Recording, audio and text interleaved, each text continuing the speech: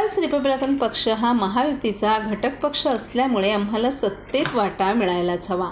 तसंच विधानसभा निवडणुकीत आम्हाला योग्य जागा न दिल्यास आम्ही 30 जागा लढू असं PRPचे राष्ट्रीय अध्यक्ष प्राध्यापक जोगेंद्र कवाडे यांनी पत्रकारांशी बोलताना सांगितलं. PRPच्या उच्चाधिकार समितीच्या बैठकीचं आयोजन येऊर येथे प्रदेश उपाध्यक्ष राजाभाऊ चव्हाण यांनी केलं होतं. त्यावेळेस ते बोलत होते. यावेळी पक्षाचे राष्ट्रीय कार्याध्यक्ष जयदीप कवाडे, गणेश उन्हावणे, चरणदास इंगोले, प्रमोद टाळे, अजमल पटेल, कपिल लिंगायत, ND सोनकांबळे, अनिल तुरकुमारे, विजय वाघमारे, आनंद कडाळे, नागसेन क्षीरसागर, रत्नाताई मोहोड, मृणाल गोस्वामी, शमी खान, राजेंद्र हिवाळे, अशोक कांबळे, नंदकुमार गोंधळे आदी उपस्थित होते. आम्ही महायुतीचे घटक पक्ष आहोत. आता केंद्रात NDAचं सरकार आले. या सरकारनं शोषित, पीडित, कष्टकरी शेतकरी यांच्या कल्याणासाठी भरीव कामगिरी करावी अशी अपेक्षा असल्याचं जोगेंद्र कवाडे यांनी सांगितलं.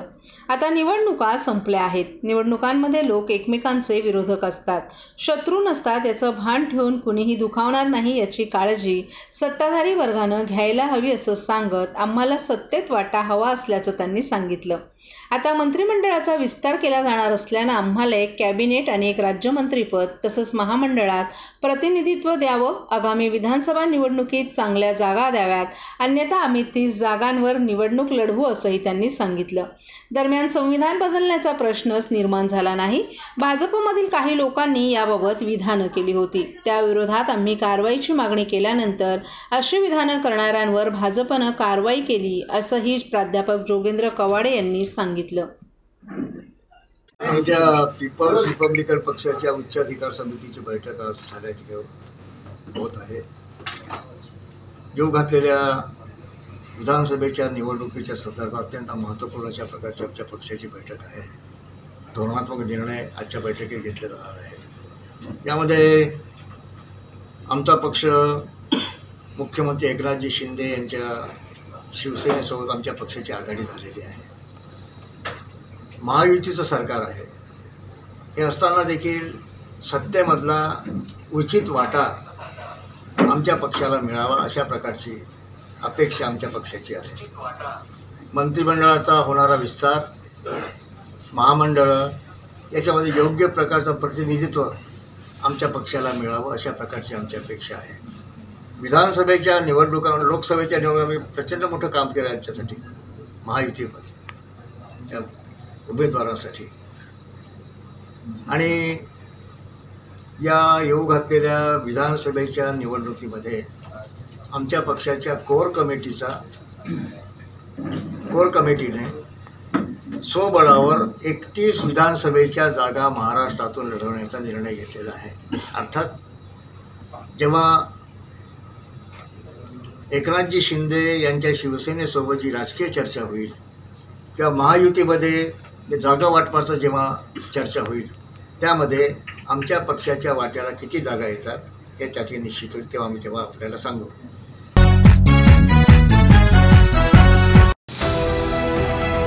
TJSB सौर शक्ती कर्ज, गो ग्रीन, करा वीज बिलावर बचत.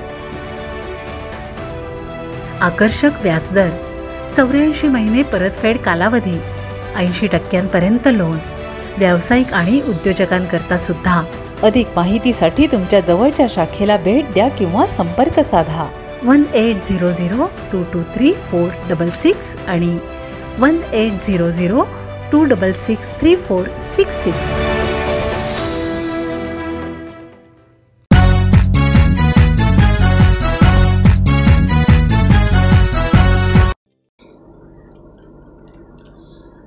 पंढरपूर आषाढी वारीत सहभागी होणाऱ्या दिंड्यांना 20,000 रुपयांचं अनुदान दिलं जाईल अशी घोषणा मुख्यमंत्री एकनाथ शिंदे यांनी दिली आहे. यंदाची आषाढी वारी स्वच्छ, निर्मळ आणि सुरक्षित व्हावी यासाठी शासन सर्वतोपरी नियोजन करत असल्याचंही त्यांनी सांगितलं. पंढरपूर तीर्थक्षेत्र आषाढी एकादशी वारी पालखी सोहळा पूर्वनियोजनासाठी मुख्यमंत्री एकनाथ शिंदे यांच्या अध्यक्षतेखाली उपमुख्यमंत्री देवेंद्र फडणवीस, उच्च व तंत्रशिक्षण मंत्री चंद्रकांतदादा पाटील यांच्या उपस्थितीत सह्याद्री राज्य अतिथीगृह येथे विशेष बैठक झाली. या बैठकीत मुख्यमंत्री एकनाथ शिंदे बोलत होते. या बैठकीत वारकरी प्रतिनिधींनी मागणी केल्यानुसार दौंड येथील भीमा नदी काठी होणारा कत्तलखाना रद्द करण्याचे निर्देशही मुख्यमंत्र्यांनी या बैठकीत दिले आहेत. या निर्णयाचं बैठकीतच समस्त वारकरी संप्रदायानं टाळ्यांनी आणि हरिनामाच्या गजरात स्वागत केलं. आषाढी वारीसाठी वारकऱ्यांसाठी गटविमा योजना लागू करण्याची तसंच वारकऱ्यांच्या वाहनांना गतवर्षीप्रमाणेच टोलमाफी देण्यात येईल असंही मुख्यमंत्री एकनाथ शिंदे यांनी जाहीर केलं. आषाढी वारीसाठी गतवर्षी पंढरपुरात भेट देऊन पाहणी करून तयारी केली होती. यंदाही चांगलं नियोजन करून आषाढ वारी स्वच्छ, निर्मळ आणि सुरक्षित व्हावी यासाठी शासनाच्या सर्वच विभागांनी चांगली तयारी केल्याचं मुख्यमंत्र्यांनी सांगितलं. विशेषतः अपघात टाळण्यासाठी गृहविभागाला नियोजन करण्याचे निर्देशही त्यांनी दिले आहेत. हे सरकार सर्वसामान्यांचं सरकार आहे, शेतकऱ्यांचं आणि वारकऱ्यांचं आहे. सरकारनं कमी वेळात शेतकरी, माता भगिनी आणि तरुणांसाठी जास्तीत जास्त निर्णय घेतलेत. आषाढी वारीसाठी विभागीय आयुक्तांसह विविध विभागांनी चांगली तयारी केली आहे. वारीच्या नियोजनासाठी गतवर्षीप्रमाणेच मंत्रालयातून नोडल अधिकाऱ्यांची नियुक्तीही करण्यात आली आहे. आषाढ वारीतील वारकऱ्यांचा दुर्दैवानं अपघात झाल्यास गटविमा मिळावा म्हणून गेल्या वर्षीपासून विमा योजना लागू केली आहे. या योजनेची प्रभावी अंमलबजावणी व्हावी यासाठी SOP निश्चित केली जाईल असंही मुख्यमंत्र्यांनी सांगितलं. पालखी मार्ग असणाऱ्या रस्त्यांच्या दुरुस्तीसाठी विशेष लक्ष पुरवण्यात येत आहे. या मार्गालगतच्या वृक्ष लागवडीसाठी संबंधित यंत्रणांना देशी वाणाची झाडे लावण्याचे निर्देश देण्यात आले आहेत. वारीसाठी जास्तीच्या ST बसेसची सुविधा उपलब्ध करण्यात आली आहे. स्वच्छतेसाठी सक्षम आणि यंत्रणांचा सहभाग घेण्यात येत आहे. पिण्याचं शुद्ध पाणी, दर्शन मंडपातील हवेशीर व्यवस्था, महिलांसाठी कपडे बदलण्यासाठीची स्वतंत्र आणि पुरेशी व्यवस्था, आरोग्य सुविधा, महाआरोग्य शिबिरांचं आयोजन, रुग्णवाहिकांची पुरेशी संख्या, मोबाईल स्वच्छतागृहांची उपलब्धता या सर्व बाबींचं काटेकोर नियोजन केल्याची माहितीही मुख्यमंत्र्यांनी दिली. तसंच संबंधित यंत्रणांना वारकरी मंडळींकडून येणाऱ्या अनुषंगिक सूचनांवरही कार्यवाही करण्याचे निर्देश दिलेत. उपमुख्यमंत्री देवेंद्र फडणवीस यांनीही वारकऱ्यांच्या सुरक्षेबाबत गृहविभागानं आवश्यक त्या गोष्टींची वेळीच दखल घेऊन पुरेपूर तयारी करण्याचे निर्देश या बैठकीत दिलेत. सुरुवातीला पुणे विभागीय आयुक्त पुलकुंडवार आषाढ वारीच्या पुणे, सातारा आणि सोलापूर जिल्ह्यातील नियोजनाच्या सादरीकरणातून माहिती दिली. या बैठकीत विठ्ठल रुक्मिणी मंदिर समितीचे अध्यक्ष औसेकर महाराज, बंड्यातात्या कराडकर, अक्षय महाराज भोसले यांच्यासह मानाच्या विविध पालख्यांचं प्रमुखांनी आपल्या मुद्द्यांची मांडणी केली.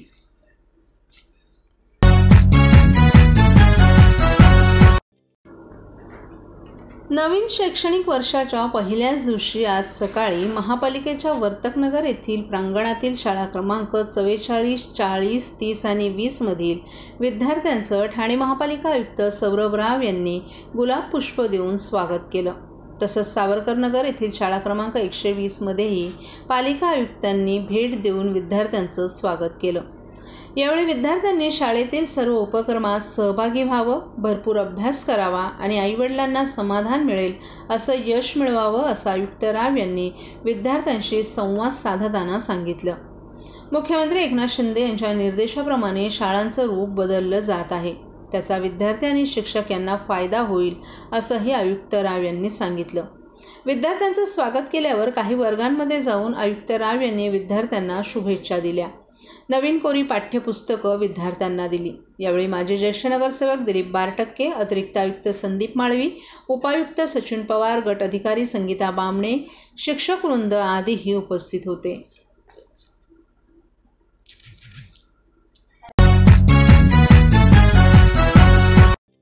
सर्व नागरिकांना आवाहन करण्यात येत आहे की सध्या डासांमार्फत पसरणाऱ्या डेंग्यू या आजाराचा प्रसार रोखण्यासाठी प्रत्येकाने पुढील प्रमाणे कार्यवाही करावी.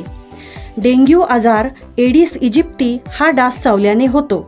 या डासांची पैदास साचलेल्या किंवा साचवलेल्या स्वच्छ पाण्यामध्ये होते.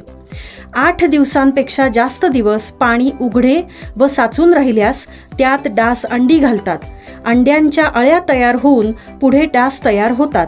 यासाठी आपल्या घरातील पाणी साठे उदाहरणार्थ बॅरल्स, पिंपे, टाक्या, हौद, रांजणे इत्यादी दर आठवड्याला रिकामे करून घासून पुसून कोरडे करून पुन्हा भरावे.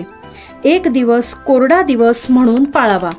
पाणी साठ्यांना घट्ट झाकणे बसवावीत किंवा जुनी साडी, चादर, धोतर यांनी बांधून झाकून ठेवावीत म्हणजे डास त्यात जाऊन अंडी घालणार नाहीत. घराच्या गच्चीवर आजूबाजूला अंगणात कोठेही पाणी साचू देऊ नये. भंगार सामान उघड्यावर टाकू नये. उदाहरणार्थ टायर्स, प्लास्टिक सामान, कुंड्या, टाकाऊ वस्तू इत्यादी. अशा सामानात पावसाचे पाणी साठून त्यात डेंग्यूच्या डासांची पैदास होते. घरातील कूलर्स, फ्रीजच्या पाठीमागील ट्रे हे देखील वेळोवेळी कोरडे करावेत. लक्षात ठेवा, नुसत्या फवारणीने डास घनता कमी होत नाही, तर त्यासाठी डास पैदास ठिकाणे नष्ट करणे ही आपल्या सर्वांची जबाबदारी आहे. कोणताही ताप अंगावर न काढता जवळच्या शासकीय रुग्णालयात मोफत औषधोपचार घ्या. अशा प्रकारे नागरिकांनी सहकार्य केल्यास डेंग्यूचा प्रसार रोखणे सहज शक्य आहे.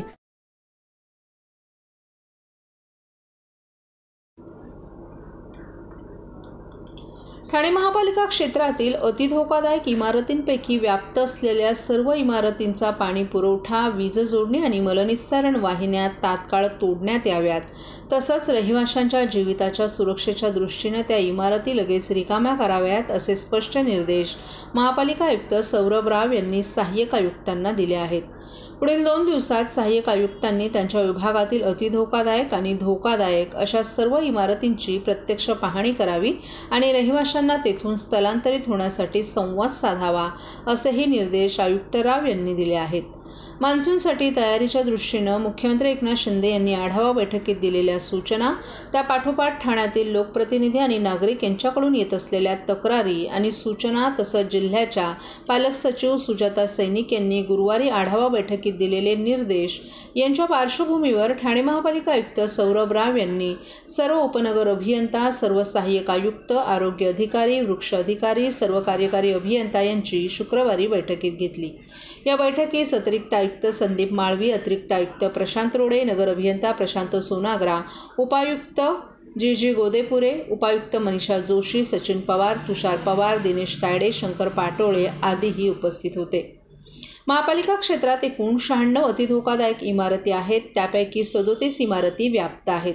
यामध्ये नौपाडा आणि कोपरीमध्ये 27, माजिवड्यामध्ये 1, उथळसरमध्ये 3, कळव्यात 2, मुंब्रात 4 अशा इमारतींचा समावेश आहे. या सर्व इमारतींची पाणी, वीज आणि मलनिस्सारण जोडणी ताबडतोब तोडून या इमारती रिकाम्या करून घ्याव्यात असंही आयुक्त राव यांनी स्पष्ट केले. नागरिकांच्या जीविताचा प्रश्न असल्यानं आता चर्चा करण्यात वेळ दवडू नये. नागरिकांची समजूत काढून त्यांना सुरक्षित स्थळी जाण्यास सांगणं हे अतिशय महत्त्वाचं आहे. पावसाचा जोर कधीही वाढू शकतो याची जाणीव सगळ्यांनी ठेवावी असंही आयुक्त राव यांनी सांगितलं. आपत्कालीन परिस्थितीत नागरिकांना हलवण्याची वेळ आली तर आपल्या ट्रान्झिट कॅम्पमध्ये पाणी, वीज आणि स्वच्छता राखली जाईल हे पाहावं. नागरिकांची गैरसोय होणार नाही याची काळजीही घ्यावी असेही आयुक्त राव यांनी सांगितलं. खाडीच्या मुखापाशी कचरा साठून ते पाणी नाल्यात पाठीमागे येत असल्याच्या तक्रारी आहेत. त्यामुळे सर्व ठिकाणी खाडीमुखांपाशी नाल्यांची स्थिती कशी आहे ते पाहून तेथे स्वच्छता करण्यात यावी. गटारांची झाकणं वरचेवर पाहणी करून सुस्थितीत राहतील याची खबरदारी घ्यावी. तसंच रस्त्यावर साचणारं पाणी पर्जन्य जलवाहिन्यांमध्ये व्यवस्थित वाहून जाईल, तेथे कचरा, माती साचणार नाही याचीही काळजी घ्यावी असंही राव यांनी स्पष्ट केले. नाल्यातील तरंगता कचरा दररोज साफ केला जावा. त्याचप्रमाणे किती ठिकाणी सफाई झाली याचा दैनंदिन अहवाल सादर करण्याचे निर्देशही आयुक्तांनी दिले आहेत. पाणी साठणाऱ्या सखल भागातील 14 मोक्यांच्या ठिकाणी 63 पंप आणि इतर व्यवस्था करण्यात आली आहे. त्यासोबतच स्थानिक तरुणांना स्वयंसेवक म्हणून सोबत घ्यावं. त्यांना ओळखपत्र, जॅकेट देण्यात यावीत. त्यांच्या मदतीमुळे आपत्कालीन स्थितीत नागरिकांपर्यंत जाणं शक्य होईल. पाणी काढण्यासाठी ठेवलेल्या पंपांसोबत मेगाफोन, टॉर्च, दोरखंड या गोष्टीही उपलब्ध ठेवाव्यात. तसंच पंप ऑपरेटर जागेवर कायम उपलब्ध राहील याची दक्षता घ्यावी असंही राव यांनी सांगितलं.